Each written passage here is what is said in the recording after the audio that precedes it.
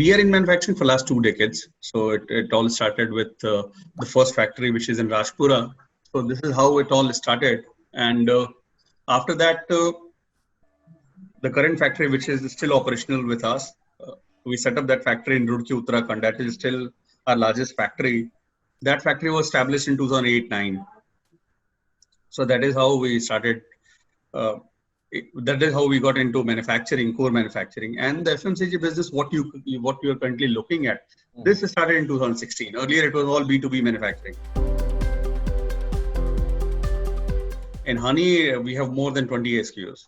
We're starting from a 20-gram pack to we have 3 kg jars, and in fact, we also have 300-liter jerrycans. So we have from 20 ml to 300 kg, we have all kind of SKUs. So in our overall revenue last year we did 75 crores of export, and honey was domestic honey was 62 plus 870. So roughly 150 crores of revenue is contributed by honey, which is almost 65 to 70% of my total revenue. So we are, in terms of brand size and reach, we are the third largest brand in country in the honey category after Dabur and Patanjali. So Dabur is still the number one, and followed by Patanjali. Then we are the number 3. We have 13% market share in the Indian honey market, in the Indian honey category.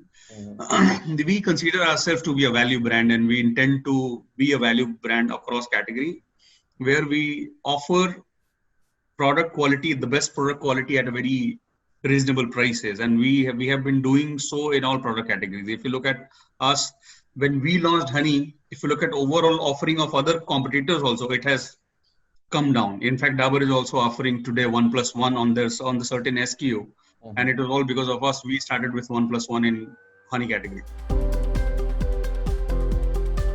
In other product lines also, in terms of strategy, it is very clear that we intend to be a value brand, and because we intend to be a value brand, our pricing, our offering and everything should match as per the consumer's expectations in terms of quality. And if we talk purely in terms of commercial numbers, so dates, I would be the number 2nd brand by the end of this year. By the end of the March, I will be the second largest brand in India. Other categories are too young. Other categories like pickles, jam, ginger garlic paste are still very young to put any number to it. But yeah, they are growing, and probably in coming years they will be placed in a significant manner. So if you look at, honey is still the largest category we operate into, and honey itself is honey in India. If you look at the consumption, it is all health and wellness. And because of COVID, the consumption of honey has gone up almost by, I believe, we don't have any syndicated number to support these claims, but yeah, I believe there is a growth of 25 to 30% additional growth what we have seen this year. Because summer is a time, Q1 and Q2, which is the lean period for honey. If you talk to any honey manufacturer, so honey is typically a winter product. Historically, if you see in the Indian market. However, this time we didn't see any such. The consumption of honey in summers was fantastic. It helped us to grow almost 60%. Consumer business will be achieving 200 crore number this year, from 122 to 200 crores. Exports and other B2B businesses, I am assuming they will be doing 100 crores. So put together, we will be achieving 300 crores. So Argentina, so Arcor, you're referring to Arcor, I believe. Yes. So Arcor is one of the 6th or 7th largest confectionery brand globally.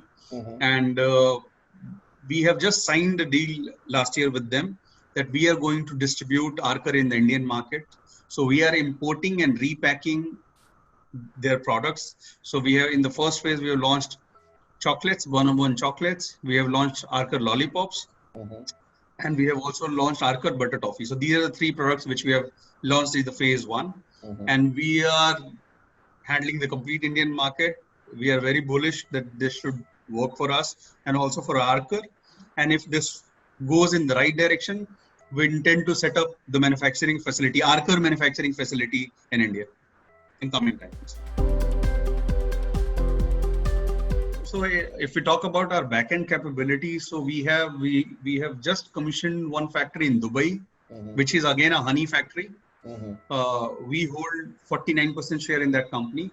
Okay. and it is managed by our team only. And now, because the regulation is changing in the UAE market, probably we are seeking the legal opinion and everything. Once we have a clear-cut legal opinion, last week itself, Dubai government has announced that we can have 100% owned company there, own manufacturing company. So if the local law permits us, this 49% will go to 100%, and that Dubai factory will be a 100% wholly owned subsidiary for us. So capex, roughly we would have direct capex would be around 20 to 25 crore rupees, what we would have done, which includes the leasing and of course the capex in machinery and everything. The basic philosophy on which we are working is that we don't intend to get into categories where we can't see ourselves among the top 3 brand in next 5 to 8 years. If we don't see ourselves among the top 3 brand, we don't get into such categories. Something like a very simple product like nuts. If you look at the branded nuts market, you hardly have any players. You have one player, if I remember correctly, which is Tulsi. Tulsi is the only brand which is doing branded nuts. So be it walnut, cashew, or anything. So nobody is doing these kind of products. So of course, branded nuts could be one category. A simple category which has not yet been explored in the right fashion. So that is one. Seeds again, because we are already doing dates. So seeds will be an extension of, like flaxseed and all these kind of products in our portfolio. So these are the products we are looking at. And we also have intent to get into personal care, but personal care will take time.